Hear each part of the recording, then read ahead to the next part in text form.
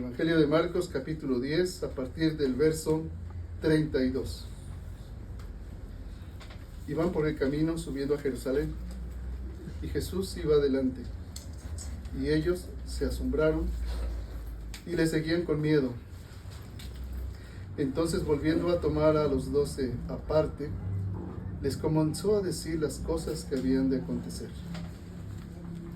He aquí, subimos a Jerusalén, y el Hijo del Hombre será entregado a los principales sacerdotes y a los escribas, y le condenarán a muerte, y le entregarán a los gentiles, y le escarnecerán, le azotarán, y escupirán en él, y le matarán, mas al tercer día resucitará.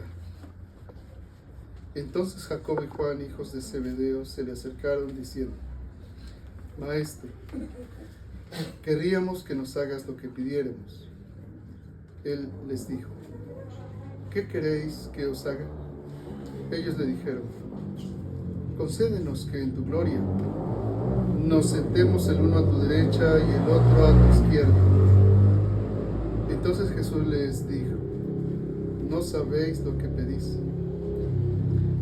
¿Podéis beber del vaso que yo bebo, o ser bautizados con el bautismo con que yo soy bautizado?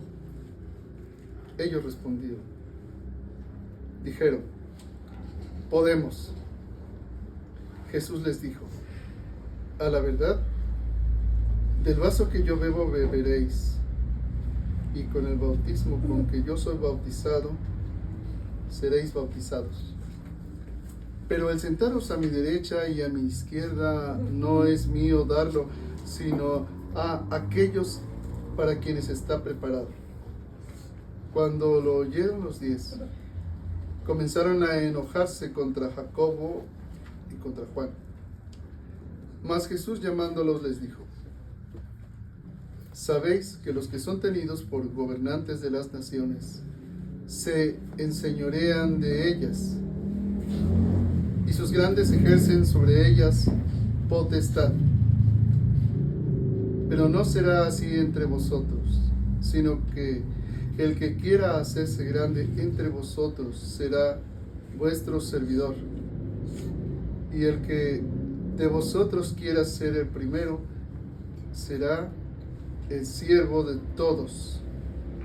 Porque el Hijo del Hombre no vino para ser servido, sino para servir y para dar su vida en rescate por muchos.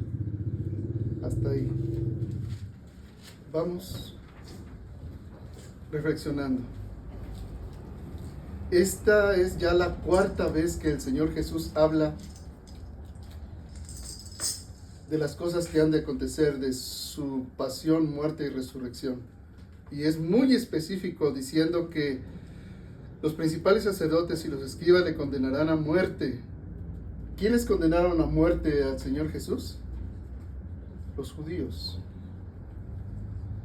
los líderes religiosos. Hoy en día se predica mucho y en las iglesias que no, que fueron los gentiles, pero aquí claramente nos dice la palabra de Dios: ¿quiénes entregaron a Jesús?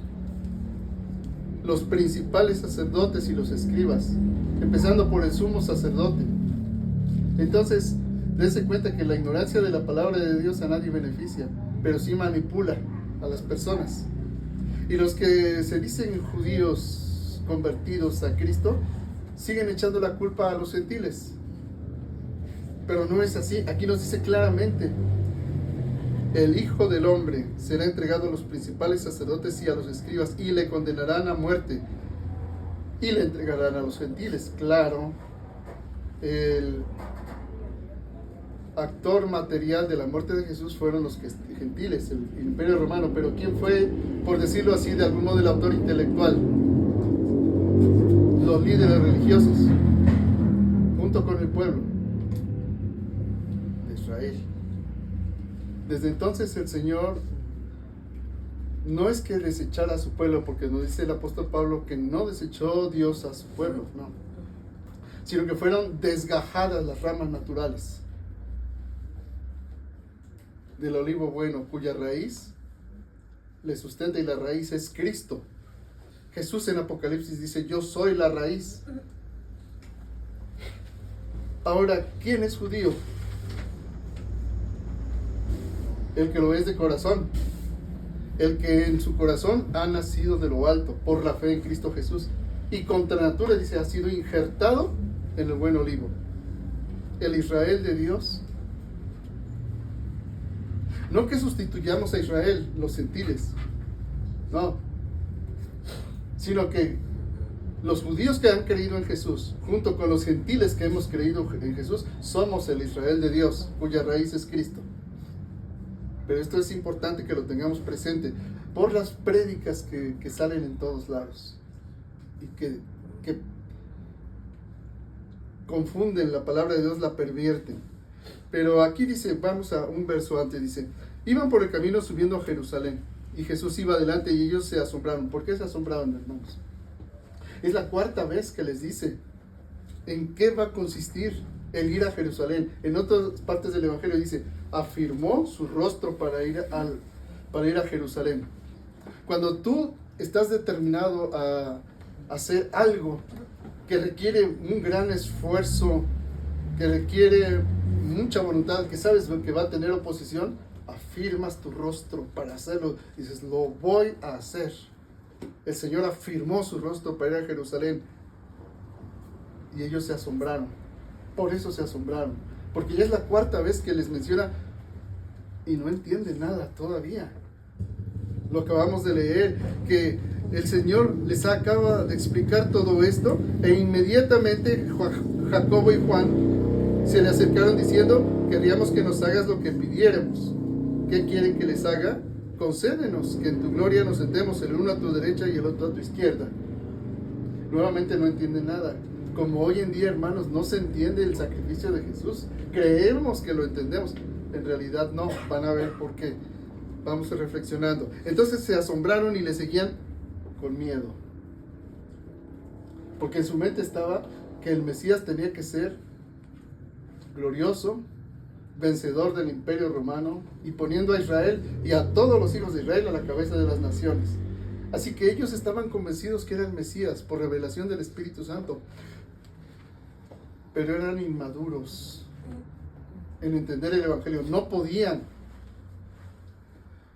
¿Saben cómo entendían el Evangelio? Como todo aquel que hoy en día le es predicado el Evangelio. Dicen: tú crees en Jesús y tu vida va a cambiar, y el Señor te va a bendecir abundantemente.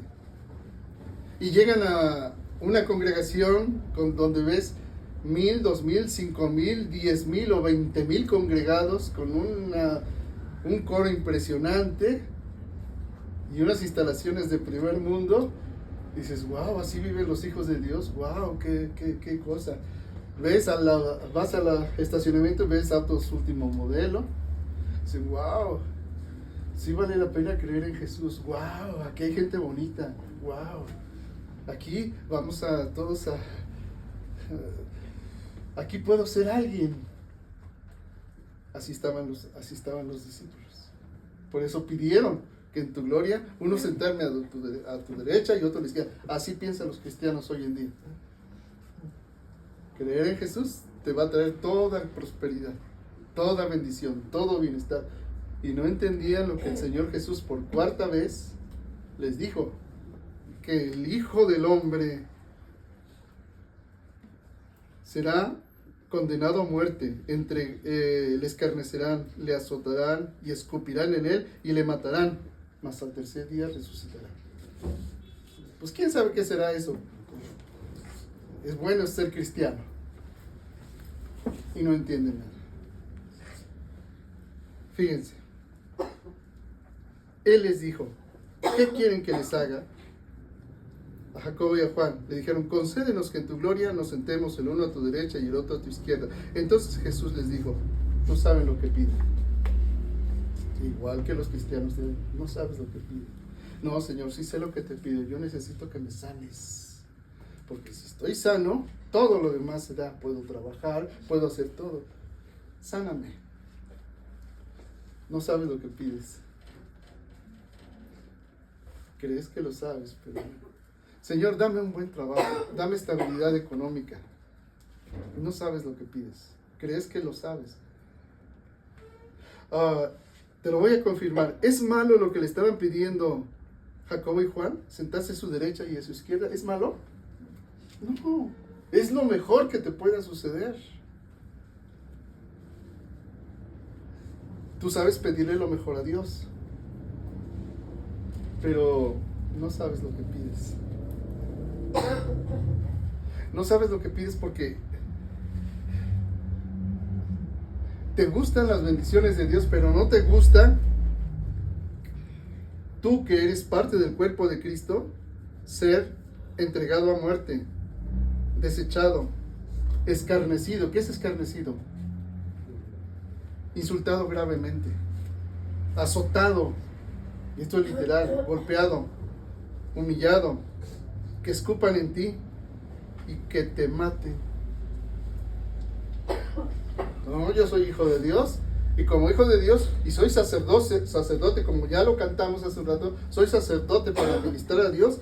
Yo tengo que tener prestigio, poder, bienestar, salud, y que cuando yo ore, todos vean cómo Dios me escucha.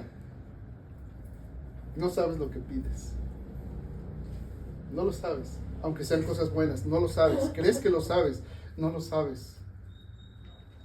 Van a ver, fíjense. No saben lo que piden. Pueden beber del vaso que yo bebo, o ser bautizados con el bautismo con que yo soy bautizado. ¿Qué dijeron ellos? Ellos dijeron, podemos. Pero no sabían lo que decían. No sabían lo que decían. No lo entendían. De hecho, todos murieron de una forma espantosa. Todos los apóstoles. Unos desollados, otros partidos a la mitad, otros a espada, atravesados con una espada romana desde por acá hacia abajo, como Pablo. Otros crucificados. Y no es la idea romántica que todo el mundo tiene de los mártires, una cosa espantosa, cruel. Y sin embargo dijeron ellos, podemos. Igual que tú has dicho, Señor, te seguiré a donde quiera que vayas. Podemos, pero no sabes lo que dices realmente. ¿Qué dice el Señor? Jesús les dijo, a la verdad, del vaso que yo bebo, beberéis. Y con el bautismo con que yo soy bautizado, seréis bautizados. Es decir, en lo que yo sea sumergido, ustedes serán sumergidos también. Pero el sentaros a mi derecha y a mi izquierda no es mío darlo, sino a aquellos para quienes está preparado.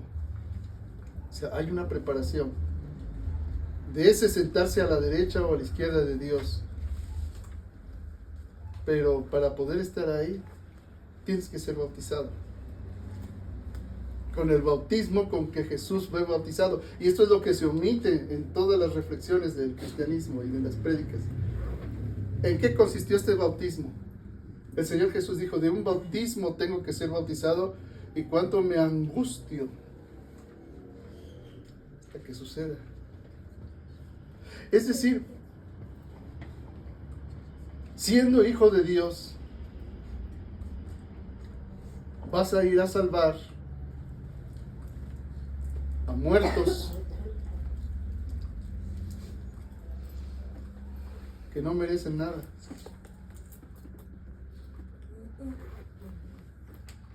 Pero para salvarlos te tienes que despojar de tu deidad, de tu poder, de tu omnipotencia, de tu omnipresencia, de tu omnisciencia, y hacerte como uno de ellos. Ese es el bautismo con que tienes que ser bautizado. Porque ellos no te van a entender si tú no experimentas lo mismo que ellos están experimentando. Hacerte semejante a ellos, semejante. Y siendo semejante a ellos, rescatarás a muchos, pero hasta que tú hayas de morir como cualquiera de ellos. Y esa muerte que para ellos es justa, ya no la recibirán, sino que la recibirás tú, el justo por los injustos. Y Jesús dijo, ¿y cuánto me angustio hasta que suceda?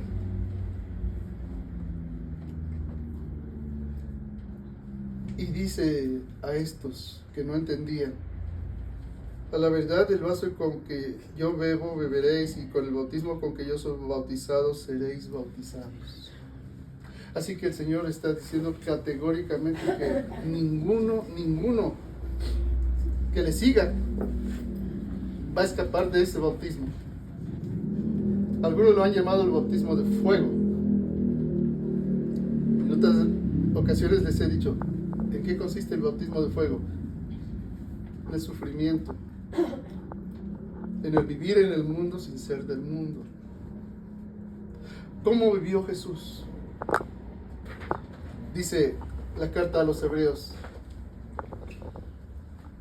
pongan sus ojos en Jesús, dice, el autor y consumador de la fe, el cual, por el gozo puesto delante de él, menospreció el oprobio, menospreció la muerte, menospreció todo, por el gozo puesto delante de él, por el gozo, pero no aquí, en el mundo. ¿Cómo se sostuvo? Como lo hicieron todos los héroes de la fe, como viendo al invisible. Porque Jesús no solo era el Hijo del Hombre, era Dios verdadero y el verdadero hombre. Entonces, para nosotros es muy difícil, es como el Señor dice, no sabe lo que pide, no entiendes, no alcanzas a comprender el misterio de la encarnación de Dios. Que siendo verdadero Dios, tuvo que despojarse de toda su deidad para vivir exclusivamente como hombre y como el Hijo del Hombre. Y como el Hijo del Hombre, estar entre lobos nada más, como un cordero. Y como cordero, fue inmolado, fue sacrificado.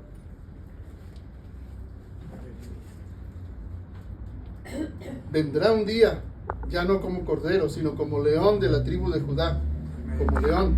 Pero todos los que hayamos sido rescatados por él, en este mundo seremos como corderos en medio de lobos. ¿Qué nos va a sostener? La fe, como viendo al invisible. La fe, ¿qué es la fe? La confianza absoluta en Él, en sus promesas, la certeza de lo que no vemos, porque estamos convencidos de ellos, aunque no lo veamos. Porque tenemos una prueba tangible, palpable en nosotros mismos, una prueba que no puede ver aquel que no le ha recibido. Aquel que no le ha recibido dirá que estás loco. Pero si tú en verdad le has recibido, te ha dado la potestad de ser hecho hijo de Dios. ¿Y cómo sabes que eres hijo de Dios? Porque te ha dado su Santo Espíritu. Porque el Espíritu de Dios reposa en ti. Y no a veces. No dice, ya acabaron mis 8 horas de trabajo, ya me voy a descansar al cielo. El Espíritu Santo está contigo permanentemente hasta el día que mueras o hasta el día que venga el Señor Jesús, que esperamos que sea pronto. Y eso es lo que no tiene la inmensa mayoría de cristianos, que piensan que tienen fe y no saben lo que dicen. Si de verdad tuvieran fe, si en verdad quisieran estar uno a la derecha y otro a la izquierda, sabiendo lo que piden,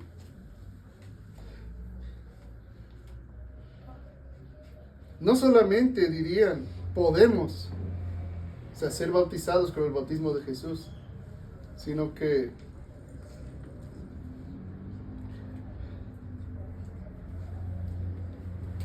asumirían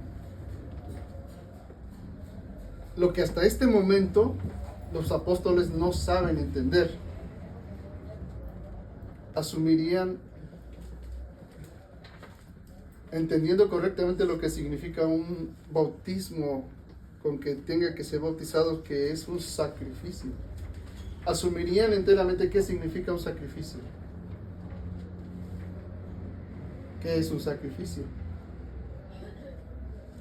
Sin derramamiento de sangre no hay sacrificio, hermanos. ¿Qué es derramar la sangre?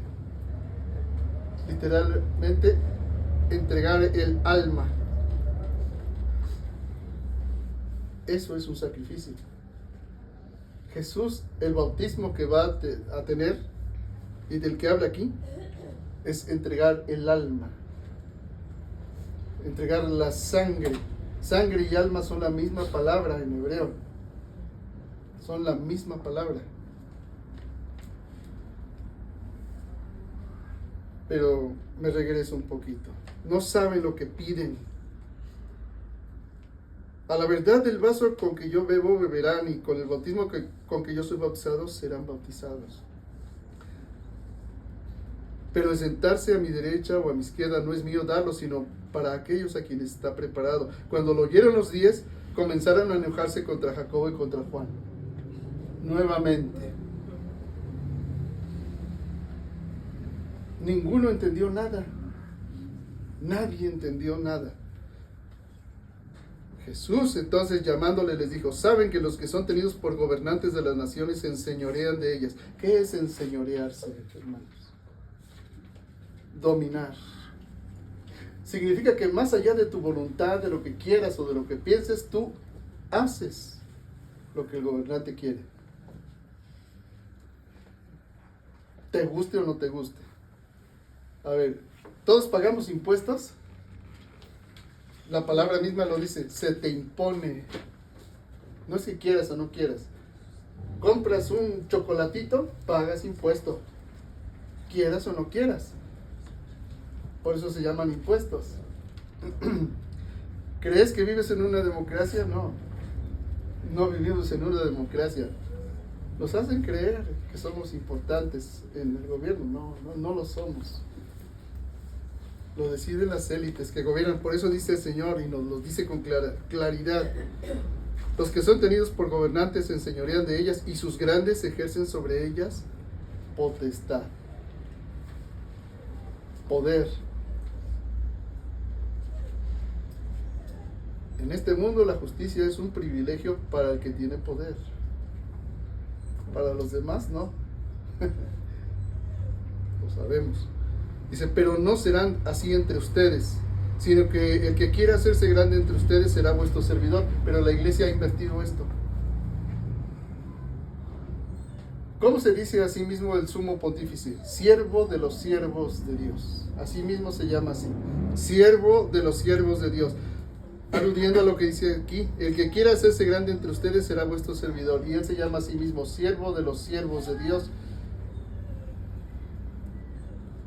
Pero está en la Agenda 2030 con los que gobiernan este mundo.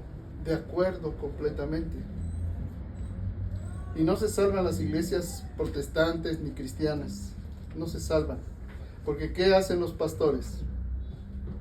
Acuden a las reuniones con los candidatos a diputados, a gobernadores, a presidentes de la república, y supuestamente se ponen a orar con ellos para bendecirlos y decir que Dios va a reinar y le va a bendecir y ellos van a estar intercediendo por él. Pero es una forma de disfrazar el querer estar aliados al poder y recibir los beneficios del poder. Y los cristianos están creyendo que son cristianos, que van a pelear por su nación. Y nuestra nación ahorita está en un peligro grave. Ayer o antier el presidente Trump lo dijo.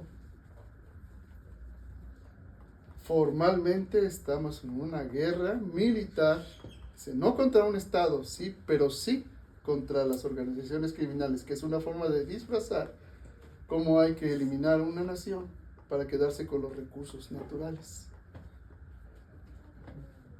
Los poderosos ejercen potestad sobre las naciones y usan la palabra pervirtiéndola de sus sentidos,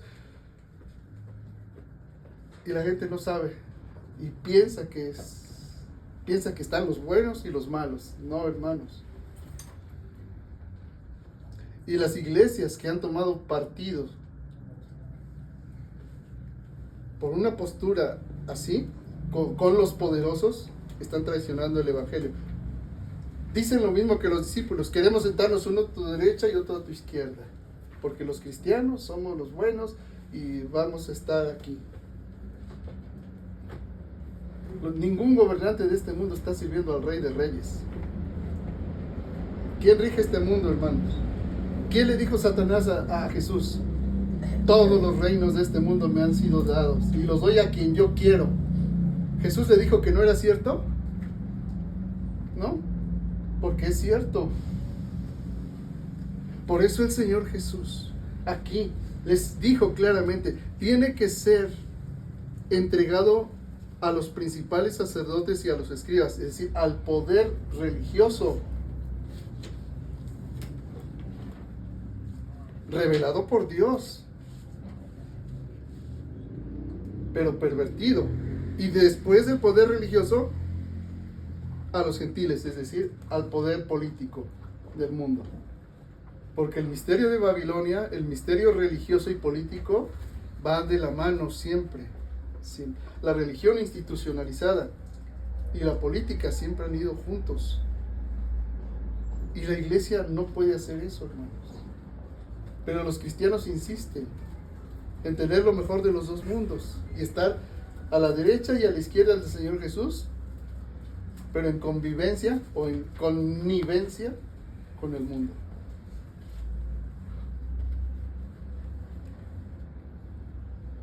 Jesús, llamándolo, les dijo: saben que los que son tenidos por gobernantes de las naciones se enseñorean de ellas y sus grandes ejercen sobre ellas potestad, pero no será así entre ustedes. Entre nosotros no puede ser así, hermanos. No puede haber jerarquías, porque todos somos en Cristo sacerdotes, profetas y reyes, con la misma dignidad. No hay varón ni hay mujer, no hay esclavo ni libre, no hay rico ni pobre. ¿Pero lo entendemos? Yo veo que no se entiende, hermanos. Yo me doy cuenta que no se entiende. Se espera que el pastor haga todo. Se espera llegar y sentarse pasivamente en la congregación. En lugar de ejercer tu sacerdocio profético y tu reinado en Cristo sirviendo, según los dones recibidos, según los talentos recibidos. Entonces no se ha entendido completamente. No sabes lo que pides, ni sabes lo que dices. Aunque le dices al Señor: puedo ser bautizado, pues el Señor te dice: aunque no lo entiendas, serás bautizado con el mismo bautismo. Pero si no lo logras entender, te vas a amargar. Porque inevitablemente, hermanos, todos vamos a padecer sufrimiento o persecución, porque todo lo que quiera vivir piadosamente en Cristo Jesús padecerá persecución. Pero si no entienden, y ya esta es la cuarta vez que el Señor lo dice, si no entienden en qué consiste seguir a Jesús, te vas a amargar y vas a decir: pues ¿de qué me sirve ser cristiano? Si desde que creo en Cristo los problemas se aumentaron 1000 veces más. Porque antes hasta disfrutaba de pecar, pero ahora que soy cristiano, el Espíritu Santo me redarguye y ya no peco a gusto. Y en lugar de alegrarte que el Espíritu de Dios te redarguye del pecado, te aflige. Fíjense, no sabemos lo que pedimos, no sabemos lo que decimos. Señor, te seguiré, sí, pero el bautismo, no. El bautismo de fuego, no. En negarme a mí mismo, no. En tomar mi sentencia de muerte, no. Creemos que ya alcanzamos la plenitud porque nacimos de lo alto. Hasta este punto, que ya son las últimas semanas del Señor Jesús con los apóstoles, ya les había dicho: el Espíritu Santo está con ustedes y estará en ustedes. Tú puedes estar con el Espíritu Santo, pero ¿el Espíritu Santo está en ti? ¿En comunión? El Señor Jesús dijo, hay muchas cosas que tengo que deciros, pero no las pueden sobrellevar. Pero cuando venga el Espíritu Santo, Él los llevará a toda la verdad. El punto es si ya has recibido esa llenura del Espíritu Santo. Y miren que no hablo de bautismo en el Espíritu, porque todos fuimos bautizados en el Espíritu cuando nacimos de lo alto. Ahí fuimos sumergidos en el Espíritu de Dios. Hablo de estar llenos del Espíritu Santo.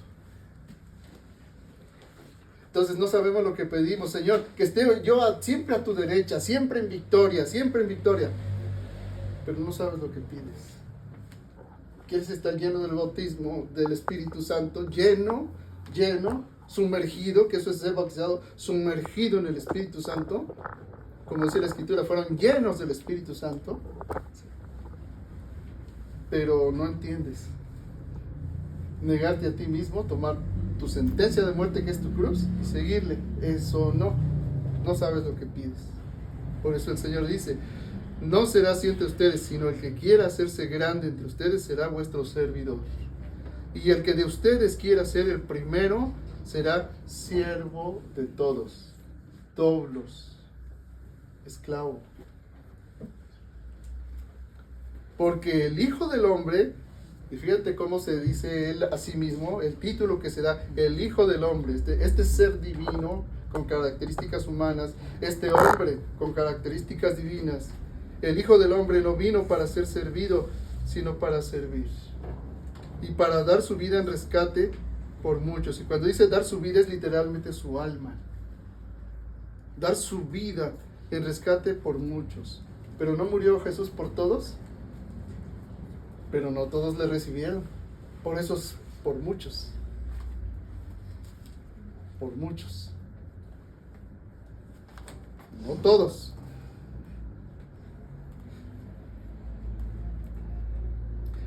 Verso 46. Entonces vinieron a Jericó, y al salir de Jericó, él y sus discípulos, y una gran multitud, Bartimeo, el ciego, hijo de Timeo, estaba sentado junto al camino, mendigando.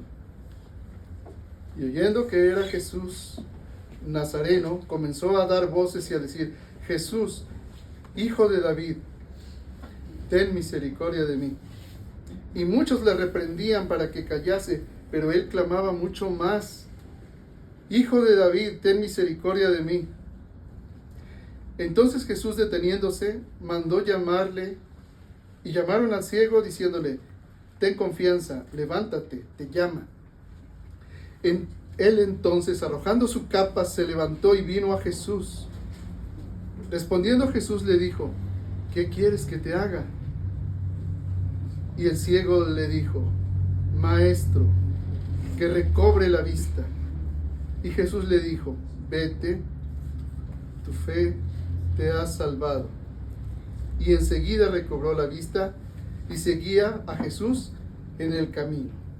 Ahora, volvemos.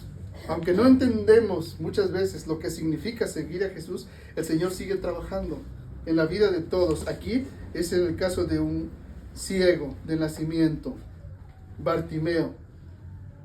Bartimeo significa literalmente hijo de Timeo, ¿sí? Es decir, era un arameo. Esto es importante por lo que les voy a decir. Oyó que era Jesús Nazareno, empezando desde ahí. Jesús de Nazaret, el Netzer, la rama, el tronco de Isaí. Este ciego demostraba que aunque ciego físicamente y muy necesitado, no estaba ciego espiritualmente. Tan no estaba ciego que, ocupando el último lugar en la sociedad, que es mendigar, porque ni siquiera puede trabajar. Y pensemos en hace 2000 años, no es el tiempo de ahora, hermanos, en que un ciego puede trabajar y puede leer lectura braille y puede sustentarse a sí mismo. No, en esa época era un desechado social. Dios nos enseña que aún los desechados sociales, Dios llega hasta ellos Dice, comenzó a dar voces, es decir, a gritar y a decir, Jesús, hijo de David, ten misericordia de mí. Esto parecería, pues, sencillo, pero no lo es. El que alguien sepa decir quién es el hijo de David, significa que entiende que el Mesías es el hijo del hombre, que el Mesías es Jehová, que el Mesías es Dios. Gloria a Dios. Aquí, el hijo de Timeo, Bartimeo, está haciendo un reconocimiento de Jesús como el Hijo de Dios. No es cualquier cosa. Tan no lo es que vayan ustedes a Lucas capítulo 20. Lucas 20. Van a ver qué importante es. Tan es así que el mismo Señor Jesús va a hablar de esto. Porque no entendían todo el mundo quién era Él. Pero este ciego sí lo entendió. Lucas 20, versos 41 al 44. Dice, aquí habla el Señor Jesús. Dice, entonces Él les dijo, ¿cómo dicen que el Cristo es hijo de David?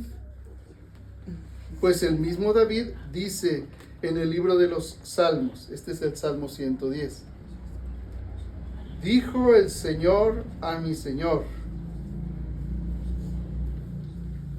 siéntate a mi diestra hasta que ponga a tus enemigos por estrado de tus pies.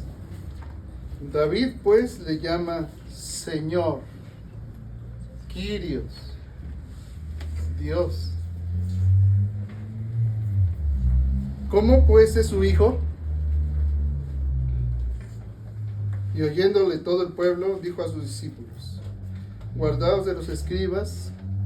Y bueno, ya, da toda una enseñanza, pero a lo que quiero sentarme es en esto. El mismo Señor Jesús está diciendo de David el rey, que dice en los Salmos, dijo el Señor a mi Señor. Dijo Elohim a Adonai. ¿Qué está diciendo aquí David? Dijo Dios a Dios. Siéntate a mi diestra hasta que ponga a tus enemigos por estrado de tus pies. David pues le llama Señor. ¿Cómo entonces es su hijo? ¿A quién le llama Señor David? Al que es llamado hijo de David.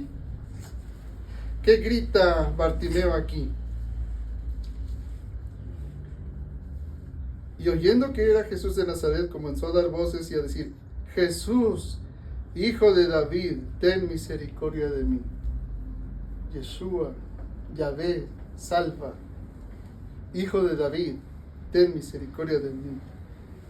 Bartimeo estaba reconociendo a Jesús como el Hijo de Dios, como el Señor, como Adonai, no cualquier Mesías. Un excluido de la sociedad veía más que el sumo sacerdote, veía más que todos los escribas y fariseos, veía más que muchos. ¿Y qué pasa? Y muchos le reprendían para que callase, igual que hoy, hermanos. Hoy en día, muchos hemos reconocido a Jesús como verdaderamente el Señor, Dios hecho hombre, y te reprenden para que calles. Dice, pero él clamaba mucho más, o sea, gritaba, Hijo de David, ten misericordia de mí. Y aquí entran, hermanos, lo que dice el Señor en Apocalipsis, cuando dice, salid de ella, pueblo mío, y no se hagan parte de sus pecados para que no reciban de sus plagas. Hay muchas personas que en verdad claman a Jesús, que le reconocen como el Señor, Hijo de David, como Dios, y gritan, ten misericordia de mí. ¿Y qué hace la religión organizada? Te reprende, te calla. A los pobres católicos que sí están llamados por Dios y han nacido de lo alto, ¿qué les dicen? No, tú no leas la Biblia. Para eso está el magisterio de la iglesia y para eso está el Papa. Y donde está el Papa está la iglesia. Ajá. ¿No es donde está Cristo? No, ellos dicen, donde está el Papa, ahí está la iglesia. Donde está el obispo, ahí está la iglesia. Pero tú, cállate. Pero esas personas, esos católicos que verdaderamente buscan a Dios, claman, gritan: Hijo de David, ten misericordia de mí. Yo soy de esos hermanos. Todos trataban de callar la verdad de quién es el Señor. Cuando tú vas a la palabra misma y descubres que Jesús es el Hijo de Dios y que no necesitas más que la palabra, todos te quieren callar. Tú no sabes, tú no interpretes, tú no. El Señor me bautizó en su espíritu y me decía: no. Primero tiene que discernirlo el cura y luego el obispo, y si cumples con todo lo que decimos, entonces vamos a ver si es cierto tu don. ¿Qué hacen el misterio de Babilonia? Que te calles. Se hizo una reunión con más de 200 personas, muchos con los dones del Espíritu Santo, muchos con dones de lengua.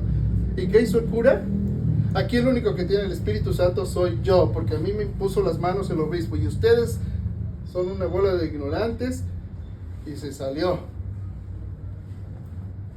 Pero yo grité mucho más fuerte como dice, pero él clamaba mucho más: Hijo de David, ten misericordia de mí.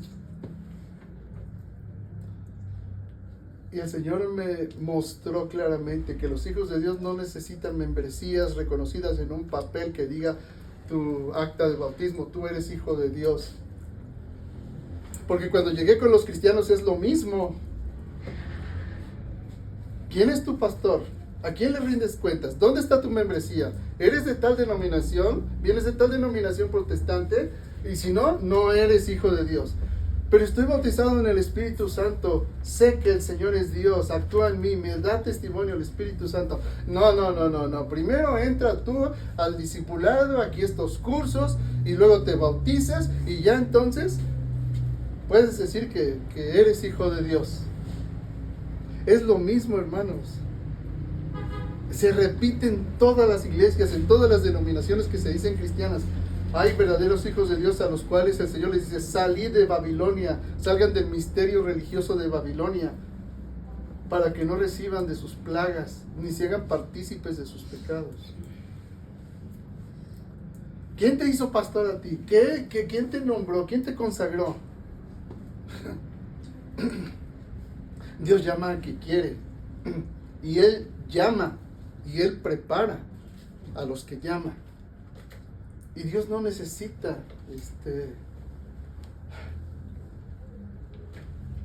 papeles impresos con doctorados o títulos. ¿Cuál es la prueba? ¿Cuáles son mis cartas de presentación ante ustedes, hermanos?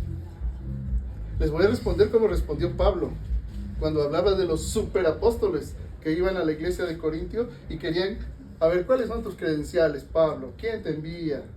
¿Dónde está el nombramiento del sumo sacerdote? ¿De dónde viene tú? ¿Saben qué respondió el apóstol Pablo? Ustedes son mis credenciales. Ustedes, cada uno que ha nacido de lo alto, cada uno en los que testifica el Espíritu Santo, ustedes son las credenciales. Ustedes son mis credenciales. Se lo digo porque más que nunca hoy Satanás, desde dentro de la iglesia, quiere destruir a los que son Bartimeos, que han estado ciegos por la religión institucionalizada o por las denominaciones, por las jerarquías, y dicen: cállate. ¿Y qué tienes que hacer? Gritar mucho más: Hijo de David, ten misericordia de mí.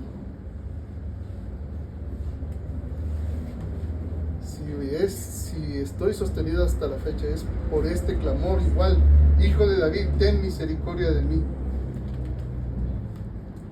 Y mis credenciales son ustedes, hermanos. Ustedes lo son. Y ustedes deben responder así a los demás, a los que cuestionan. Porque el testimonio de Dios está en ustedes mismos. No en los que quieren controlar su conciencia. No en las denominaciones institucionales, en la religión organizada y jerarquizada, sino donde verdaderamente el Espíritu de Dios se mueve y da libertad. Porque es Dios quien gobierna la iglesia. ¿Quién es el pastor de esta congregación? El Espíritu Santo. Él es el... Y Jesús es el buen pastor mediante su Espíritu. ¿Sí? Dice, entonces Jesús, deteniéndose, mandó llamarle, y llamaron al ciego diciéndole: ten confianza, levántate, te llama, ten valor. Él entonces, arrojando su capa, se levantó y vino a Jesús. ¿Saben que esta parte pequeña, este pequeño versículo dice muchísimo? ¿Qué poseía hace 2000 años una persona para vivir? Uno que era un excluido social, que no tenía nada. ¿Cuál era su posesión? La única preciosa que le podía proteger de la muerte en la noche. Su capa. Era lo único que tenía. Era su única posesión. No tenía otra cosa. ¿Y qué dice aquí? Él, arrojando su capa, se levantó y vino a Jesús. Le importó el bien material que tenía y que le sostenía para la vida. No le importó. Lo protegía del sol en el día, si podía ponerlo como todo, y lo protegía en la noche para no morir congelado o de frío. ¿Le importó? No le importó. Arrojó su capa, se levantó y vino a Jesús. Dejó todo atrás. ¿Cómo dirían, cómo dicen los historiadores? Quemó sus naves. Quemó las naves. Este hombre quemó sus naves. No le importó nada. ¿Por qué? Porque él ya había entendido quién era Jesús. Es el Hijo de David. Es el Señor. Y si es el Señor, ¿qué le importaba? Lo poco que tenía, que era valioso. Eso es lo que significa. Él, arrojando su capa, se levantó y vino a Jesús. Respondiendo, Jesús le dijo: ¿qué quieres que te haga? ¿Qué le dices tú hoy al Señor? Señor, que sentarme a mi derecha, a tu derecha y en tu gloria. No. Pero aquí este hombre entendió quién era Jesús. ¿Qué quieres que te haga? Y el ciego le dijo: maestro, que recobre la vista. Y Jesús le dijo: vete, tu fe te ha salvado. Y recuerden, tu fe te ha salvado es igual a tu fe te ha sanado. Pero aquí usa la palabra salvado. ¿Por qué? Jesús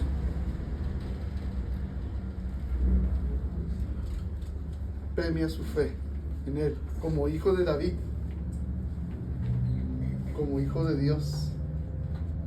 Vete, tu fe te ha salvado. Y enseguida recobró la vista y seguía a Jesús en el camino. Ahora, esto es importante.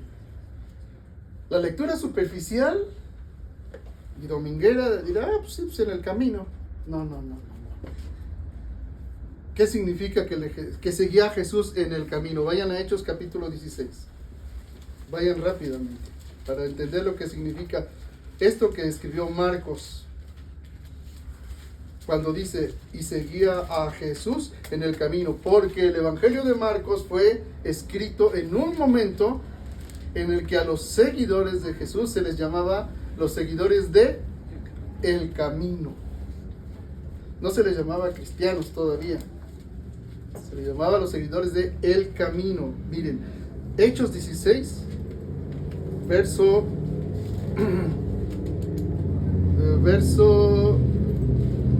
17. Dice: siguiendo a Pablo y a nosotros, daba voces diciendo: estos hombres son siervos del Dios Altísimo, quienes os anuncian el camino de salvación.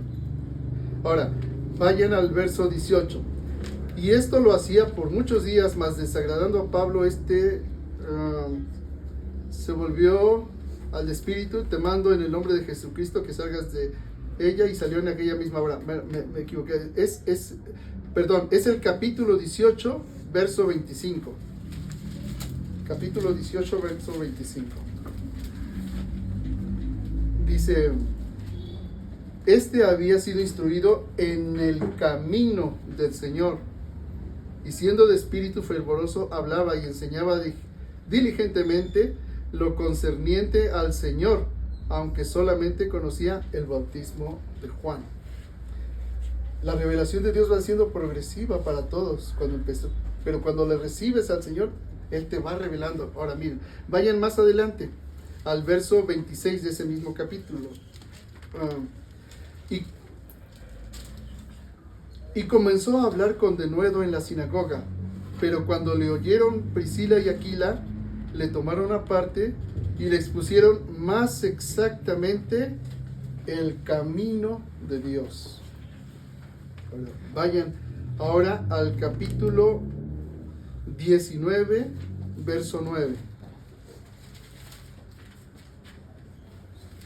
Pero endureciéndose algunos y no creyendo, maldiciendo el camino, y está con mayúsculas el camino, y maldiciendo el camino delante de la multitud, se apartó Pablo de ellos y separó a los discípulos, discutiendo cada día en la escuela de uno llamado Tirano. Noten que aquí le habla de seguir a Jesús como el camino, con mayúscula, ¿sí? Luego, ahora vayan ahí al verso 23. Hubo por aquel tiempo un disturbio no pequeño acerca del camino, con mayúsculas. ¿Se dan cuenta? El camino. Luego, vayan al capítulo 24, verso 14.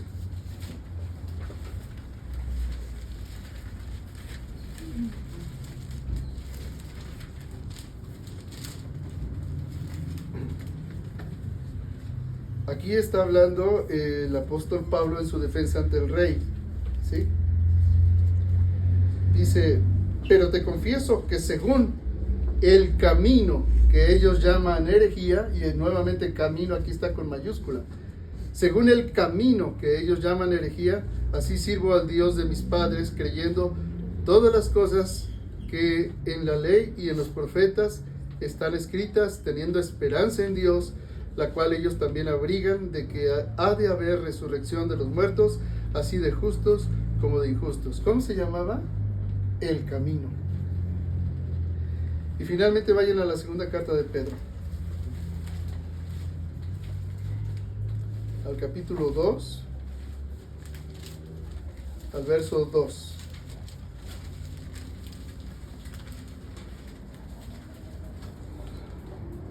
Y muchos seguirán sus disoluciones, por causa de los cuales el camino de la verdad será blasfemado, y por avaricia harán mercadería de ustedes con palabras fingidas. ¿Se dan cuenta? Regresemos al Evangelio de Marcos. Jesús le dijo, vete, tu fe te ha salvado. Y enseguida recobró la vista y seguía a Jesús en el camino. ¿Se dan cuenta? No es cualquier cosa. Cada palabra en la Escritura tiene un sentido profundo que tenemos que aprender a entender. Es lo que les he dicho muchas veces. Vamos a entender la Escritura a partir de la misma Escritura que se interpreta a sí misma. Entonces, tú como yo antes éramos ciegos, clamamos a Jesús, Hijo de David, ten misericordia de mí. El Señor nos dio la vista, cantamos a veces, yo estaba ciego, mas ahora veo la luz divina que me dio Jesús. Pero esta vista requiere que ahora que ves, sigas a Jesús en el camino. Jesús es el camino y la verdad y la vida. No es un camino, es el camino. Y vamos a entrar ya a la parte final del ministerio de Jesús, pero eso lo dejaremos para la próxima semana. Y nuevamente les vuelvo a hacer la pregunta que les hice el jueves. ¿Te llevó esto al arrepentimiento? Segunda pregunta, ¿esta reflexión de hoy te llevó a la fe? Tercera pregunta, ¿te llevó esto a la cruz? Y cuarta pregunta, ¿te sacó de tu comodidad mental? Si es así, entonces te ha hablado la palabra de Dios. Amén. Amén.